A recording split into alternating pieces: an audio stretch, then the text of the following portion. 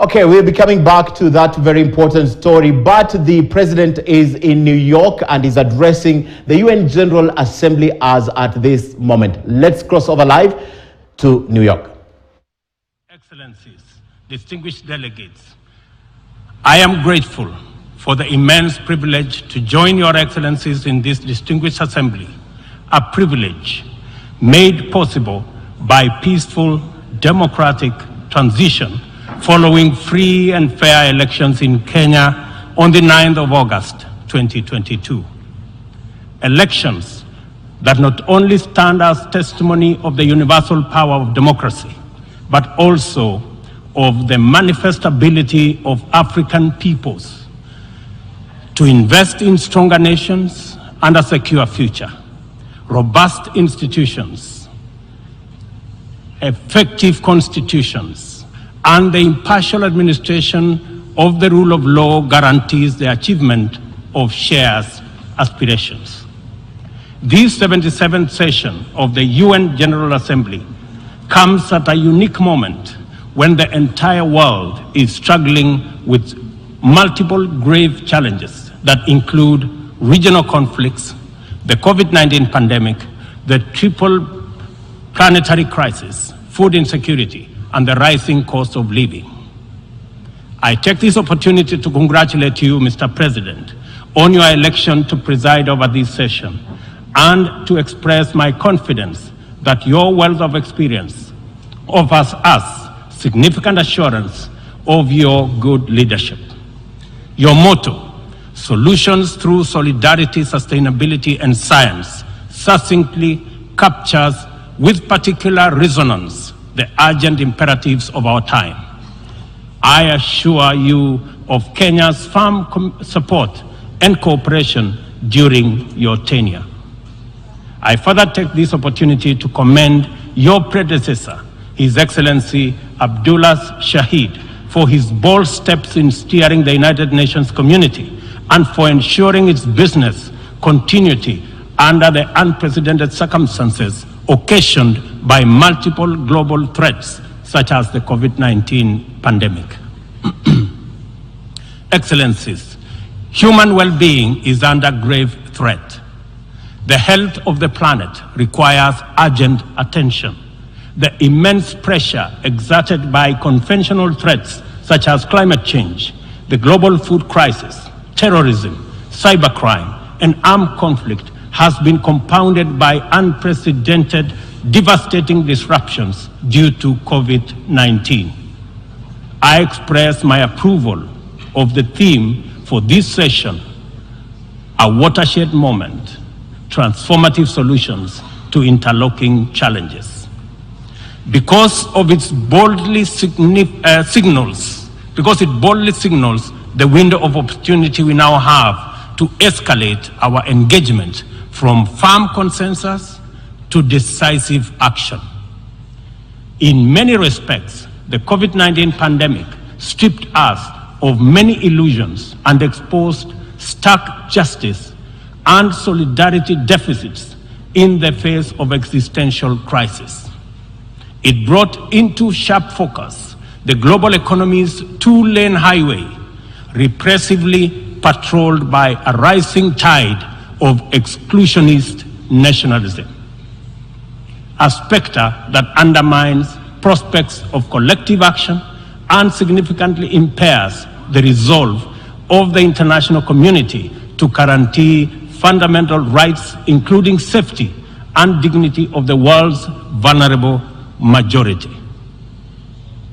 It is also for this reason that many nations, especially from the global south, now advocate for the democratization of the global governance and a reimagined multilateralism that is inclusive and works for the good of all.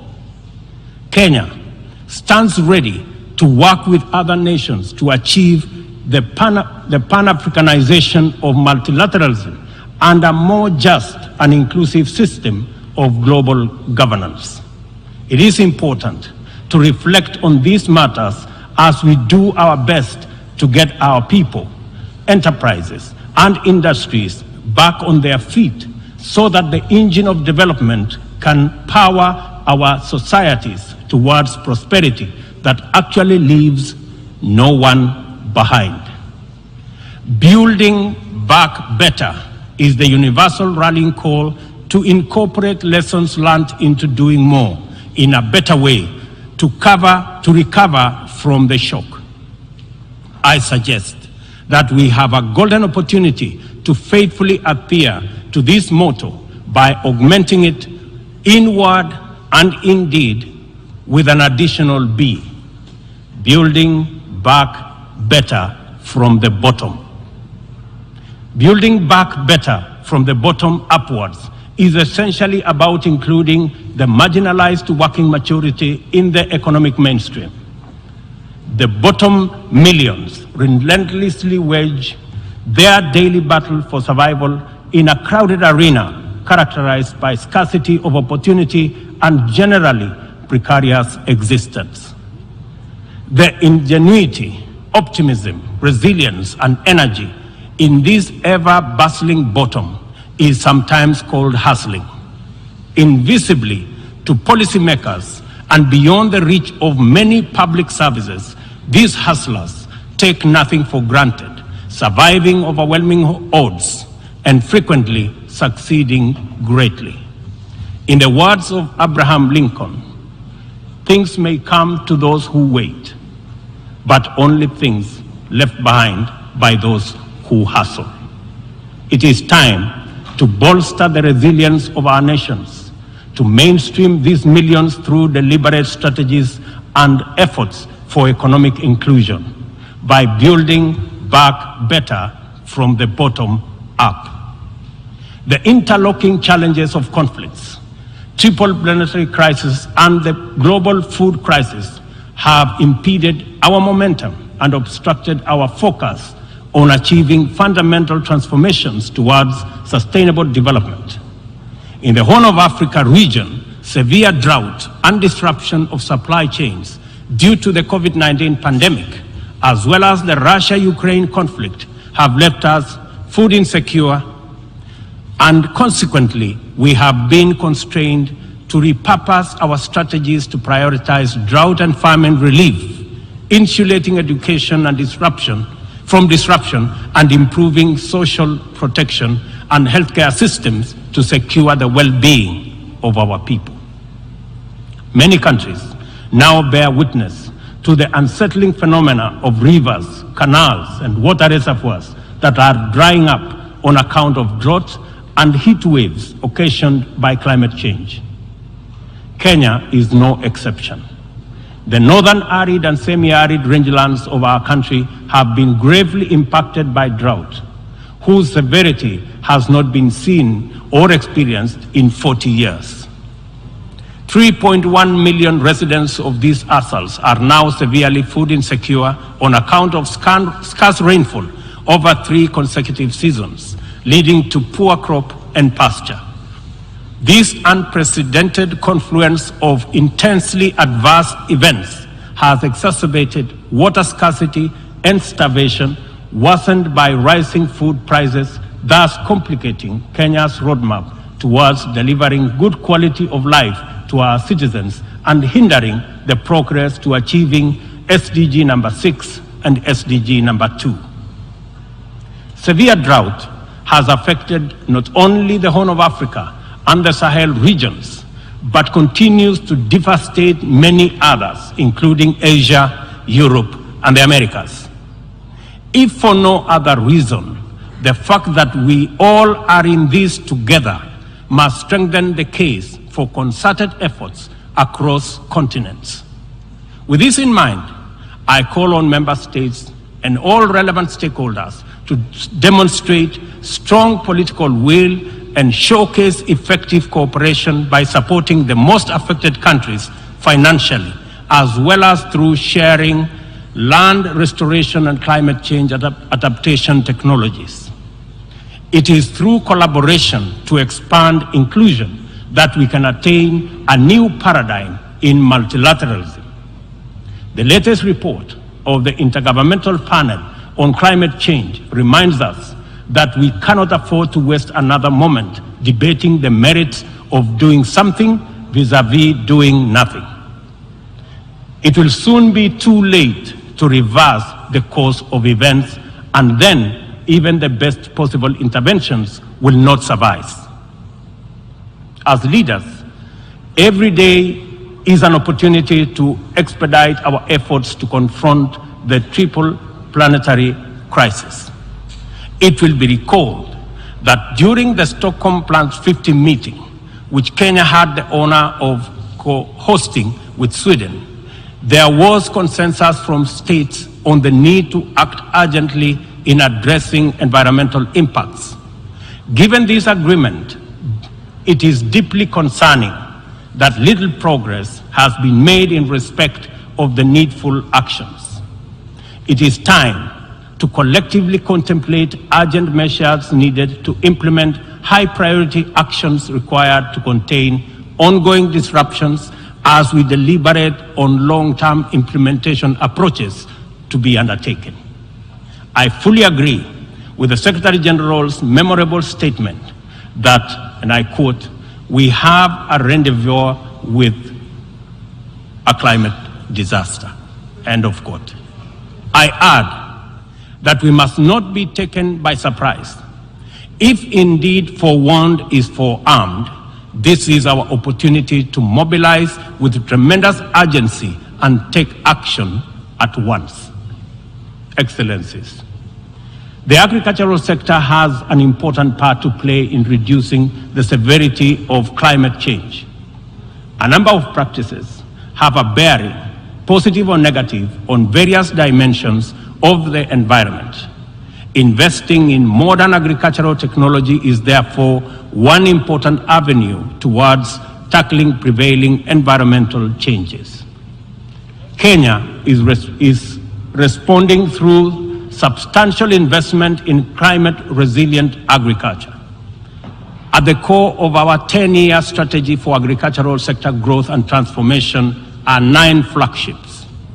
They include the registration of farmers to direct incentives, improving farmer practice through customized extension services, monitoring of emergency food reserve stocks using digital food balance sheet, and the use of early warning systems to monitor food supplies and market prices.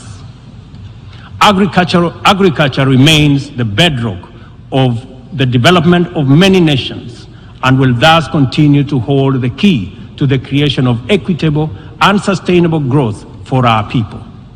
No country, large or small, has ever attained significant growth without modernizing its agricultural sector. And as we rededicate ourselves to these targets, we must, in the immediate term, find answers to the severe deficit in the availability, flow, and accessibility of fertilizer to our farmers worldwide. I couldn't agree more with Secretary General Guterres on his warning right here yesterday that, and I quote, "Without action now, the global fertilizer shortage will quickly move into a global food shortage," end of quote. We are encouraged to note that education, health, agriculture, and numerous other public services have become increasingly reliant on digital access. The world needs greater investment in the development of ICT infrastructure, accompanied with policies that support innovation and increased acquisition and deployment of technology. In so doing, we should be driven by the conviction that these measures offer a viable shortcut to poverty reduction and the promotion of inclusive development. I call for stronger global partnerships to enhance ICT infrastructure in developing countries and bridge the yawning digital divide between the global south and the rest of the world. Excellencies, this 77th session of the Assembly follows the commemoration of the 50th anniversary of the United Nations Environmental Programme, UNEP, at 50, as well as Stockholm Plus 50, and the 4th United Nations Ocean Conference in Lisbon. Outcomes of these conferences demanded real commitment to address global environmental concerns as a matter of urgency and for a just transition to sustainable economies that work for all people. The March 2022 landmark resolution of the 5th United Nations Environmental Assembly in Nairobi to end plastic pollution is a decisive signal to the world that the world is prepared and motivated to act on this menace. Kenya is committed to work closely with other nations to pursue legally binding instruments aimed at bringing an end to plastic pollution. As the host nation to UNEP and the UN Habitat, Kenya affirms that these critical United Nations agencies have an indispensable role in the promotion of environmental sustainability globally, as well as developing socially and environmentally sound and sustainable cities. In keeping with its strong commitment to multilateral institutions, Kenya has made available more land for the United Nations office in Nairobi to facilitate the upgrading of its complex. I take this opportunity to call on member states to complement this contribution through enhanced financing to adequately modernize the union facilities in Nairobi. Kenya remains a strong advocate for making the sustainable use of oceans and blue economy resources a development priority, holding the firm belief that significantly increased investment in this essential sector can end hunger, can also reduce poverty, create jobs, and spur economic growth. I urge the Secretary General to continue calling attention to the urgent need to develop this vital sector. In particular, I call on developed countries to invest in sustainable fishing, protect marine ecosystems, and share ocean-based climate solutions with developing countries. For our part, I am pleased to report that building on the historic 2018 Sustainable Blue Economy Conference in Nairobi, Kenya is reviewing its national blue economy strategy to strengthen community structures in participatory management of freshwater, coastal and marine resources and ecosystems. The strategy is expected to contribute to our economic development through food and nutrition security, coastal and rural development, and income increases along the aquaculture value chain. It also enhances maritime transport and tourism. We invite development partnerships to invest in Africa towards building capacity to sustainably utilize marine resources. We must rally together to make the best use of Africa's vast blue resources in developing our economies while meeting our climate targets. As we look forward to the 27th Conference of Parties to the United Nations Framework Convention on Climate Change, COP27, scheduled for Sharm el-Sheikh in Egypt, it is logical to expect that member states will shift their attention towards the development and implementation of frameworks for climate change mitigation. Accomplishment of pending actions by member states is essential for the implementation work that lie ahead. I therefore call upon all of us to urgently deliver on all commitments made towards climate change financing. On this matter, it is critical to emphasize that we are running out of time. Over the past decade, Kenya has sustained its aggressive pursuit for rapid socioeconomic transformation through three principal roadmaps. First is the Kenya National Vision 2030. Second, the formal long-term blueprint aimed at transforming Kenya into a newly industrialized, upper middle-income country, providing high quality of life to its citizens in a clean and secure environment by 2030. The second has been the Africa Union's Agenda 2063, and the third, the Sustainable Development Goals. Kenya looks towards tapping into a variety of resources to catalyze the achievement of these interlocking and mutually reinforcing objectives. The disruption and ensuing crisis due to COVID-19 pandemic compelled us to diversify our focus into new interventions, including economic stimulus program, a COVID-19 economic recovery strategy, and a COVID-19 socio-economic re-engineering recovery strategy, all aimed at mitigating the adverse impacts of the pandemic. I confirm that we have done the best of everything we could in the circumstances. Nevertheless, it is not enough. Kenya and the rest of Africa, like other developing nations, are in need of greater international partnership and cooperation to avert economic crisis in the wake of the pandemic. Developing countries, being heavily burdened by external debt servicing, run the risk of losing development gains due to the shocks inflicted by the pandemic and associated disruptions. I call upon global financial institutions and the international community to take urgent measures and release all existing financial instruments to provide much-needed additional liquidity and secure better fiscal space for developing countries like Kenya to enhance social investment, support climate change adaptation and mitigation, and address security needs and resolve development financing challenges.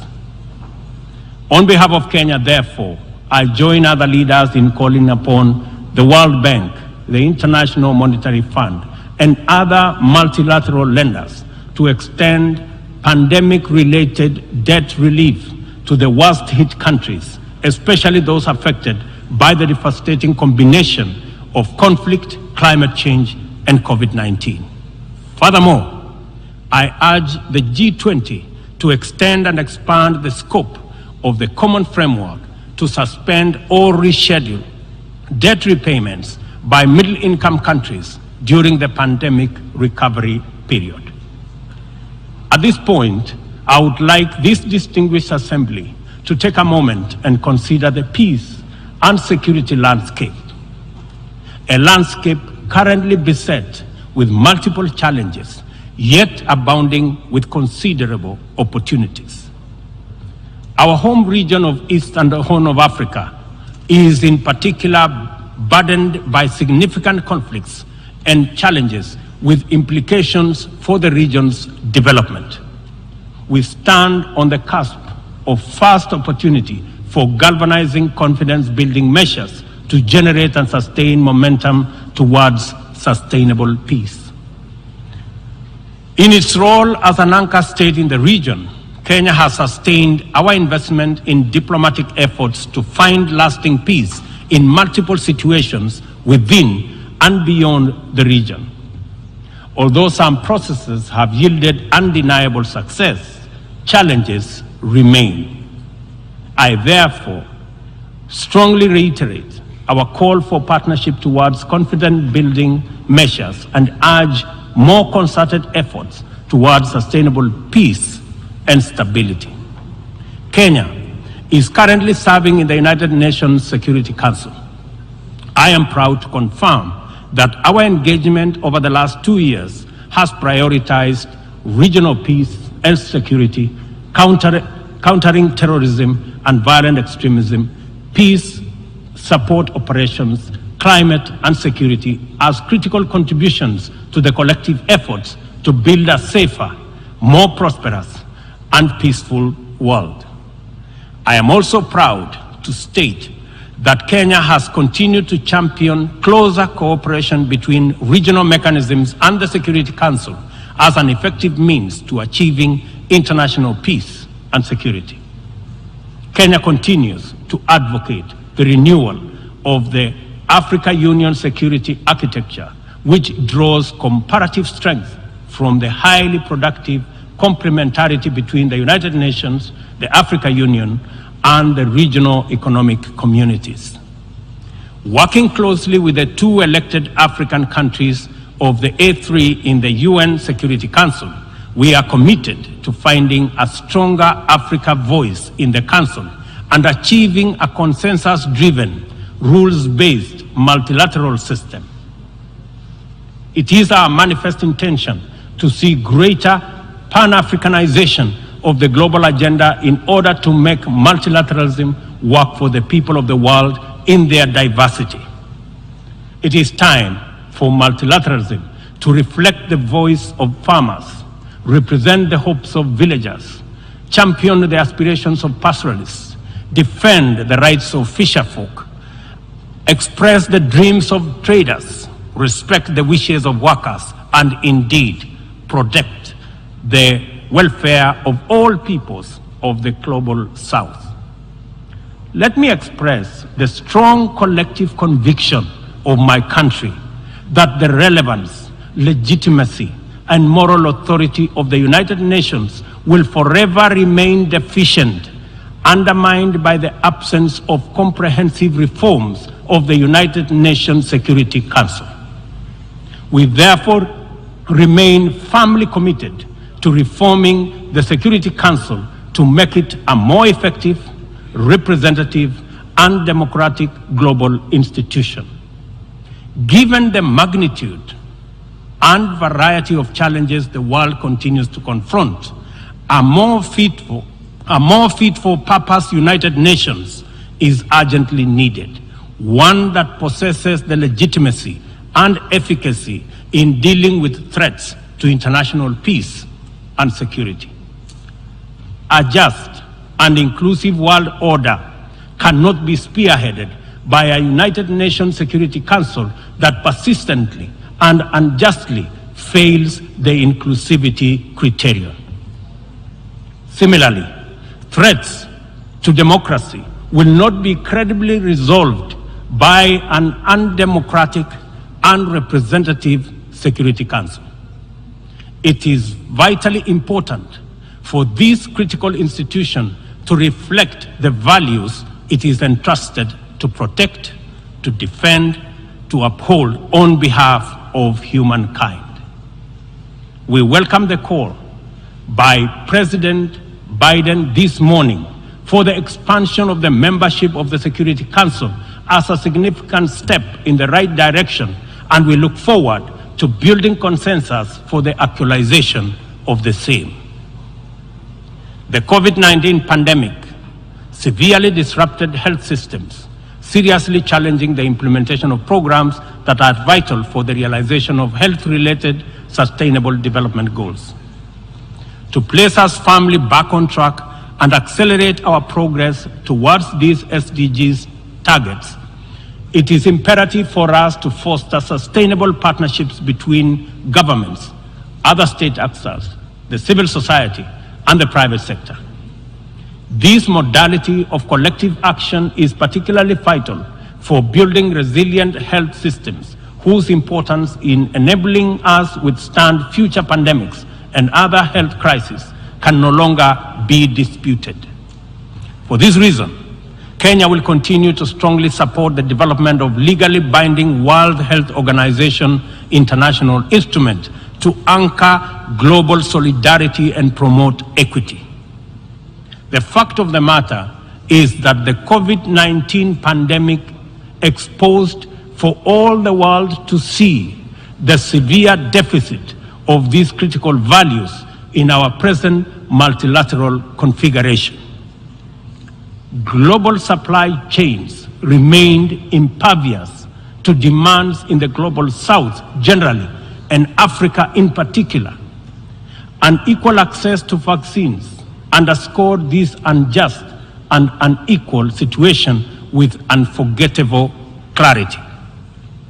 Whenever human life, security, and welfare is in jeopardy, it is immoral to administer interventions through frameworks that are anchored on fundamental inequality.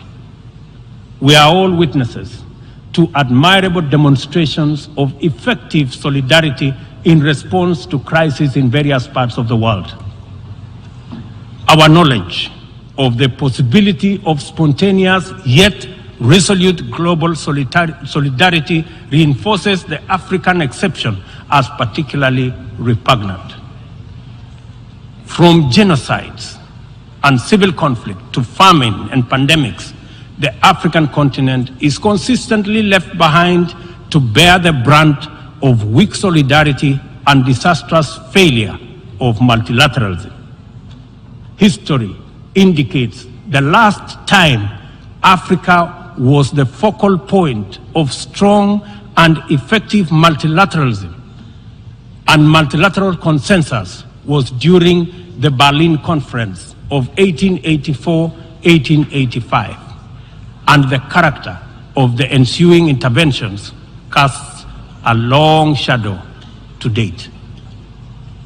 Not to put too fine a point to it, the failure of multilateralism during crises which relegate the people of Africa outside the cycle of moral consideration and normalizes humanitarian neglect and other casual injustices are failures of humanity. Nothing about Africa, and I say nothing about Africa or its people makes it acceptable for this type of failure to persist in this era. And we have an urgent moral duty to do better, and to right this wrong. For decades, Africa has borne the brunt of three epidemics: the HIV, tuberculosis, and malaria. I applaud innovative partnerships like the Global Fund for their progress in addressing the three menaces, and also welcome the ambitious targets set for the 7th replenishment cycle. Kenya is committed to supporting the Global Fund and implementing the agreed targets in order to actualize our pledge at the replenishment conference. Kenya calls upon all countries implementing the Global Fund programs, especially fellow African states, to remain at the forefront in championing for successful replenishment of the fund. This way, the mobilization of much-needed resources is enhanced, bringing us closer to the final elimination of these dangerous diseases. In conclusion, Kenya joins the Secretary General in calling for the strengthening of multilateralism as the only sustainable path to a peaceful, stable, and prosperous world for all. This is the imperative of our time and the call of this moment. It is time to work on the trust deficit with stronger conviction that none of us is really safe until all of us are safe. The theme of the 77th session, and I quote, "a watershed moment, transformative solutions to interlocking challenges," end of quote, demands that we recognize the crises we must confront are interlinked in a complicated way.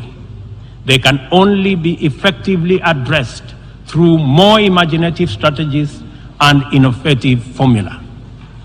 A population of 8 billion people in a densely networked world increasingly looks up to the multilateral system as the anchor for their individual aspirations directly and indirectly through robust national frameworks.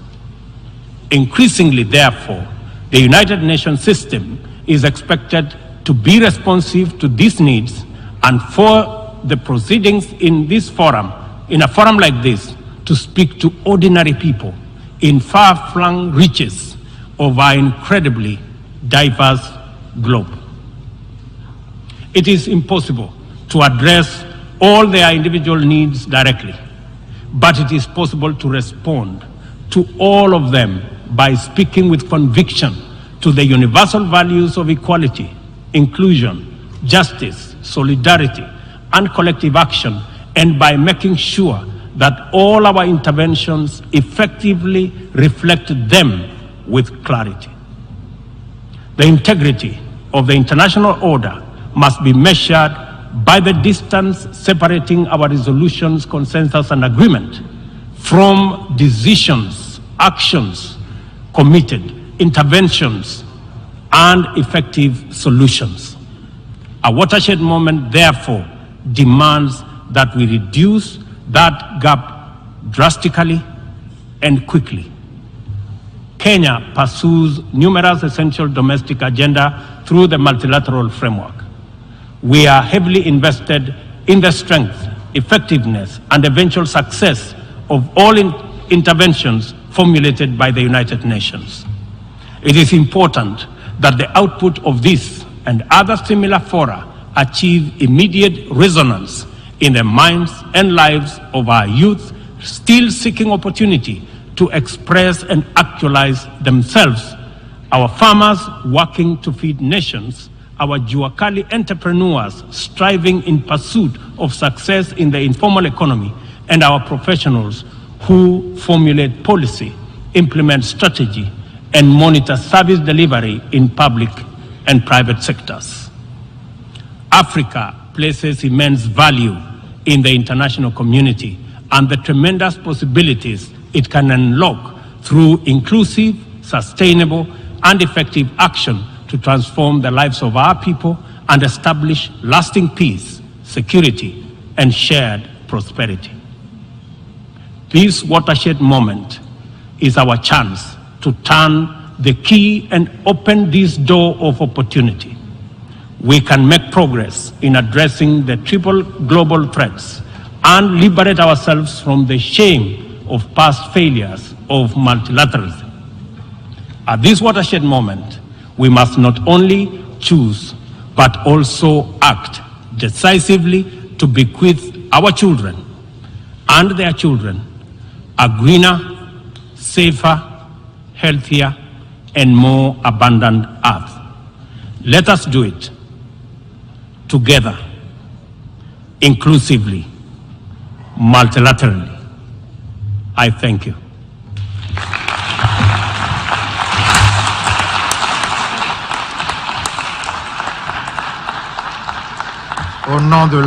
On behalf of the General Assembly.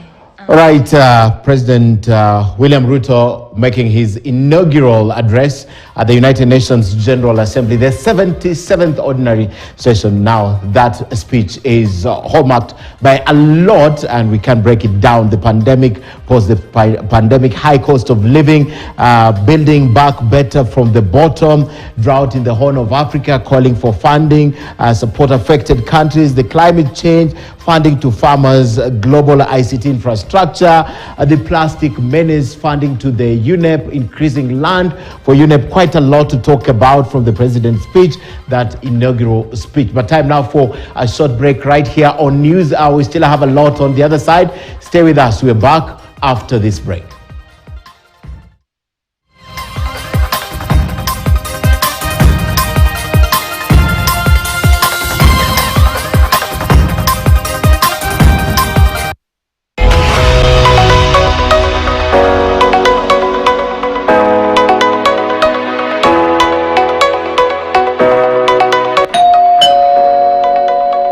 Is this a deal? Hello, yes it is. I'm bringing you 250,000 Kenyan shillings. Thank you. Yes. Welcome. How did you win 250? They called me on Saturday night. Deal. Box number 2, and you are the proud winner of 250,000. I could not believe it. Nice. Itanisaidia sana kwa school fees, vile uchumi imepanda. It just helps me with everything. Lotto is genuine, it works, and keep playing. Keep playing. If you're not playing, get into it, play. It is real. Imarisha ground. Changamka, cheza Lotto. Over 18s only. Gaming can be addictive. Play responsibly. This message has been approved.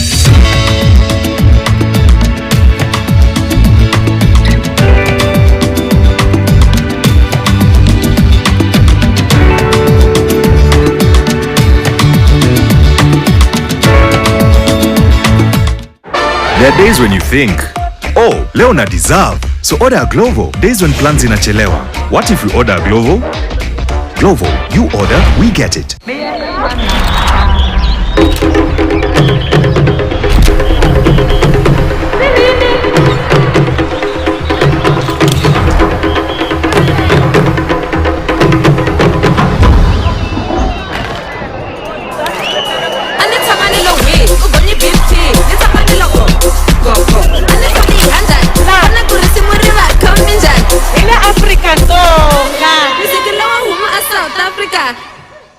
99 shillings for a Pro Box? We're not kidding. Massive prizes to be won every single day of the week. We're talking 10 daily winners who will take home 10,000 shillings each and weekly prizes of 500,000 shillings. Yes, you just might be able to buy that plot of land you've been eyeing or start that kabiashara. And the grand prize is a brand new Toyota Pro Box. It's easy. Buy a ticket for just 99 shillings through paybill number 727277, account name KTN. The winners will be announced on Zilizala Viwanjani on KTN News and KTN Home BTV, and you can also listen in on Radio Maisha and Berur FM. We told you we were not kidding.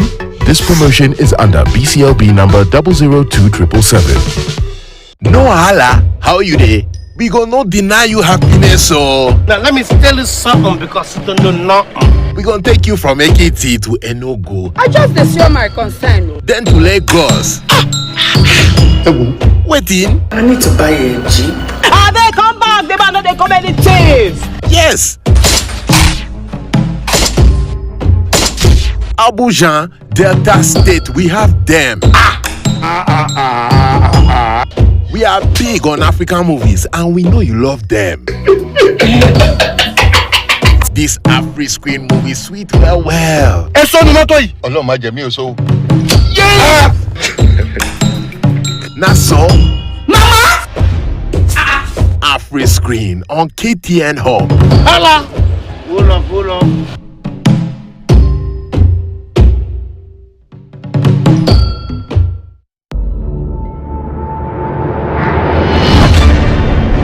Sport is a lot of dedication and hard work. And it takes a lot from individuals. It's your discipline, it's your hard work, and it's your openness to learning.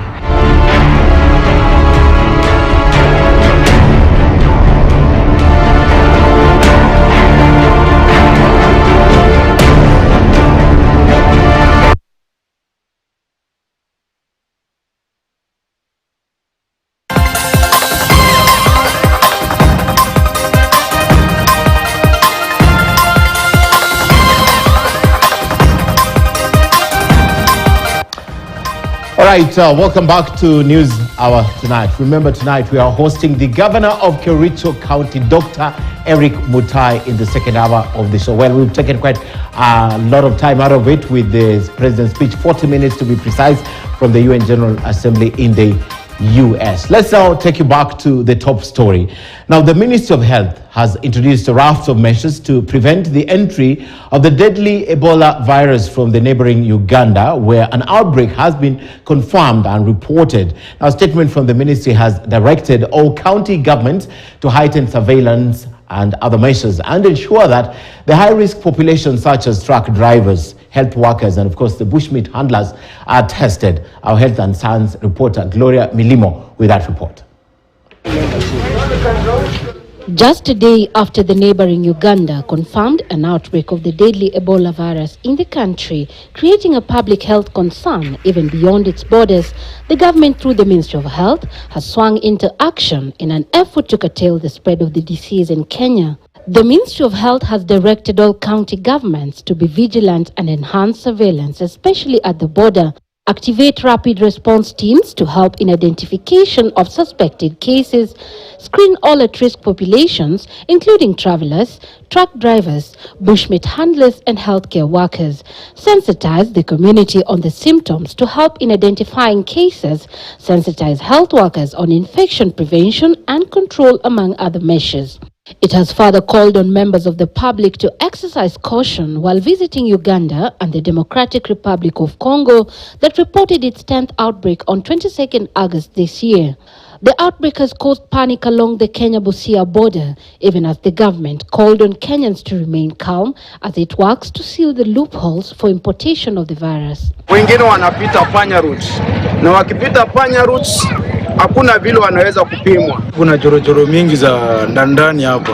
Navukisha tu mtu sasa ameshafika Uganda. Tusaidiwe na serikali, kama chanjo inaweza patikana tuchanjiwe ili tusipate hiyo ugonjwa. Similarly, members of the public have been asked to look out for persons presenting with symptoms like an acute onset of fever, vomiting, diarrhea, bleeding from body openings, red eyes, measles-like rash, among other symptoms, especially among those with a previous travel history to the affected countries in the past 3 weeks. Ebola virus is a severe, often fatal disease transmitted to humans from wild animals such as fruit bats, porcupines, and non-human primates, and is transmitted from human to human through direct contact of bodily fluids of an infected person. There are 5 identified Ebola virus species, 4 of which are known to cause disease in humans, such as Sudan strain and Zaire, among others. The strain confirmed in Uganda, according to the World Health Organization, is a relatively rare one, known as Sudan strain, which has previously also been reported in Sudan. WHO says ring vaccination of high-risk people with the ERV-EBO vaccine had been highly effective in controlling the spread of Ebola in recent outbreaks in DRC and elsewhere, and that it had only been approved to protect against the Zaire strain. Another vaccine by Johnson & Johnson, which may be effective, is yet to be tested on the Sudan strain. A range of potential treatments, including blood products, immune therapies, and drug therapies, are currently being evaluated. Gloria Milimu, KTN News. And in sports, some FKF Premier League teams say they won't participate in unsanctioned league matches. We tell you why after this short break. You're going out tonight.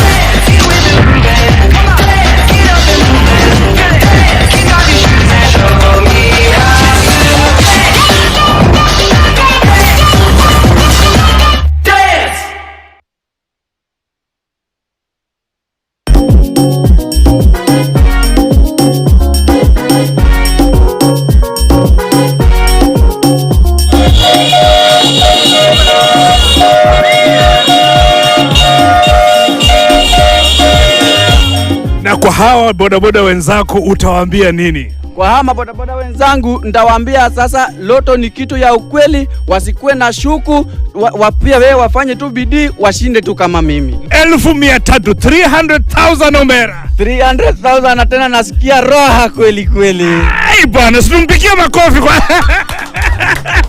Sasa hiyo 300,000 wewe umejipanga namna gani? Kwa hiyo 300,000 kwanza wacha nishukuru Mungu kwa hiyo mambo maajabu amenifanyia. Nilikuwa na boda ya mdozi wangu, ningependa sasa nikue na boda yangu, mimi ndio nikue na own. Ukifurahi huo unafanya nini? Nikifurahi mimi huwa hata nazalia kabisa. Aya, lia basi. Over 18s only. Gaming can be addictive. Play responsibly. This message has been approved by the BCLB. Changamka, cheza loto.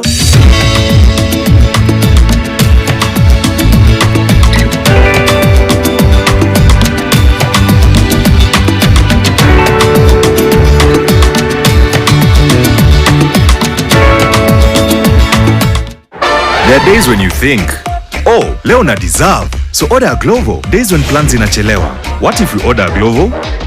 Glovo, you order, we get it.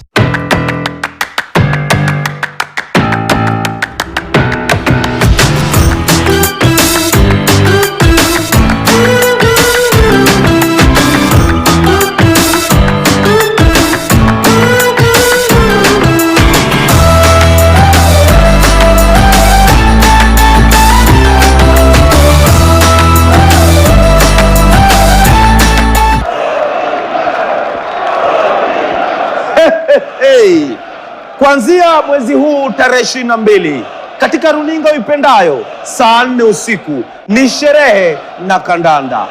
Kosa uchekwe. Uongo mtupu, uongo, acha kudanganya watu, uongo. Hey, security, soja. Tulieni, ni ukweli, ni legit. Sherehe na kandanda. 99 shillings for a Pro Box? We're not kidding. Massive prizes to be won every single day of the week. We're talking 10 daily winners who will take home 10,000 shillings each and weekly prizes of 500,000 shillings.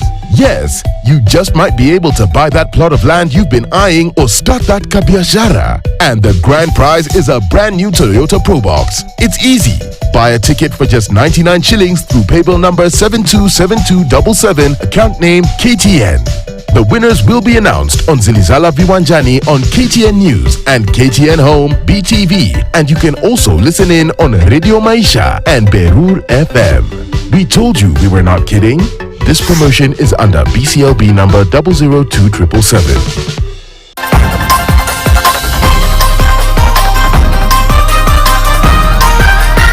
KTN Sports News, brought to you by Mozart Bet. What would you do with 20 million shillings? The biggest maximum payout per bet in Kenya. Kuwa mshindi. Fanya uamuzi. Mozart Bet.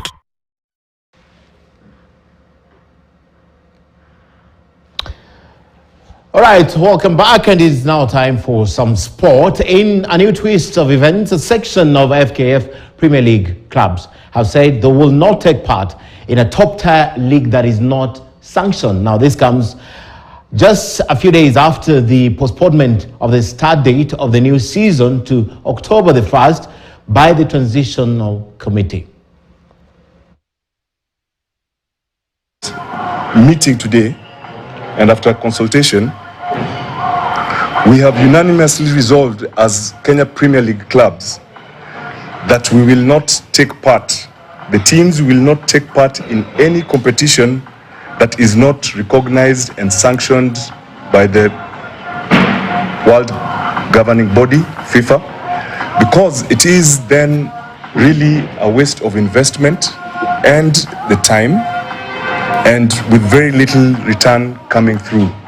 So what we are saying is that the 18 clubs of the Premier League have decided that we will only play, let me repeat again, we will only start playing the 2022-2023 season in a properly sanctioned, FIFA-sanctioned league. So we're saying that for the sake of our players and our teams and for the game nationally, we feel that only a sanctioned league would take us forward.